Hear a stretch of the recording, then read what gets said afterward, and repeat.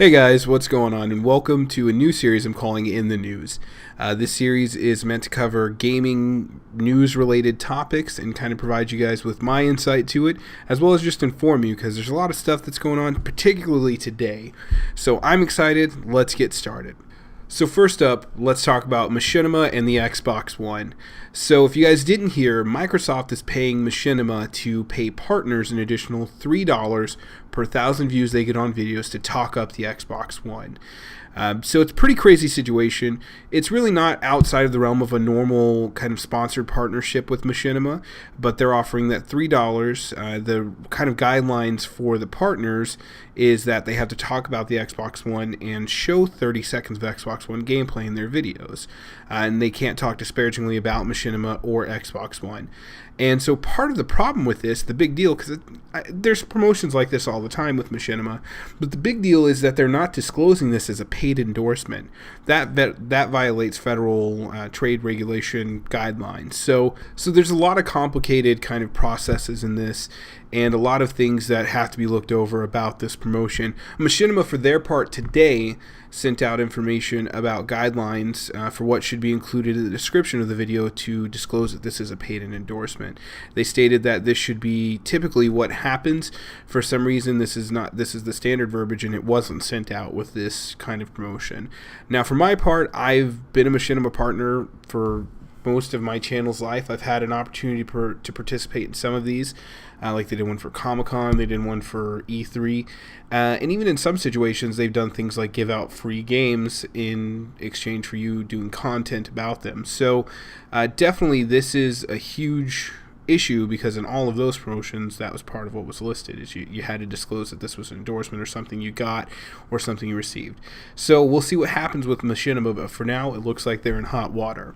Next up is King.com. If you guys don't know who King.com is, these are the makers of Candy Crush Saga, the money-sucking, time-sucking, incredibly addicting mobile game that's kind of held a grasp on most people for a couple of years now.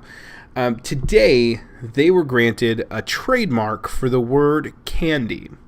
Yep, that I said that they were granted a trademark for candy.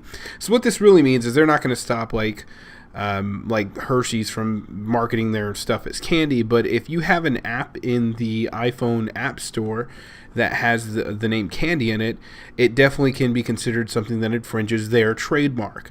So all these developers that have made games and things like that based on either Candy Crush or on the concept of using candy as a medium are now in trouble. Apps are going to have to be pulled. There could be potential lawsuits, things like that. It's definitely not a pretty situation. Now, the irony of all this is, of course, is that somehow they were granted this trademark. I mean, that's ridiculous, number one. Number two, Candy Crush is a blatant ripoff of Bejeweled, which is a game that's been around forever. So yeah, good job getting your trademark for your game that technically is stolen from an idea of another game. Congratulations. Alright, so our final story of the day comes courtesy of Major League Gaming, and particularly the Call of Duty Winter Invitational. So today, a player named Proofy from Envy, which is one of the bigger teams in COD Major League Gaming, has decided to leave the team in the middle of this invitational schedule, which is pretty shitty, if I'm being honest. It's a huge shock to a lot of people, but not really if you've been paying attention to the Major League Gaming circuit, particularly Call of Duty in the past few weeks. Players have been switching teams like crazy. And it's been more of a like middle school dating than it is like Major League Gaming.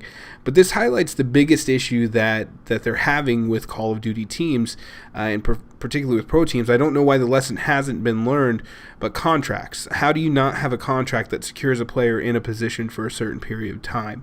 This is exceptionally unprofessional by this particular player. Personally, if I owned a team and you left in the middle of a tournament, I would make sure that you were never picked up again. I would do whatever I could to make sure that happens. And of course, that may not mean anything, but it's extremely ridiculous that he's left his team in the middle of this tournament. So they've scrambled. They've got some substitutes in place. They don't have to quit.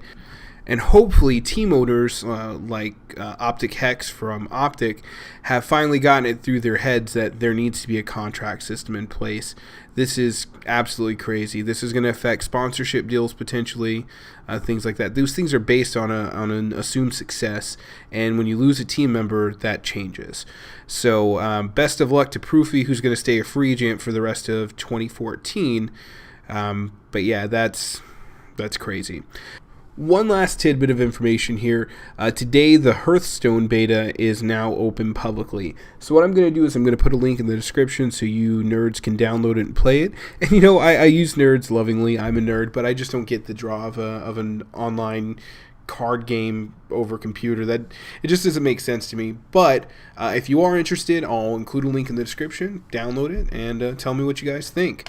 So that's it, guys. I hope you enjoyed the first episode of In the News, and I'll catch you later.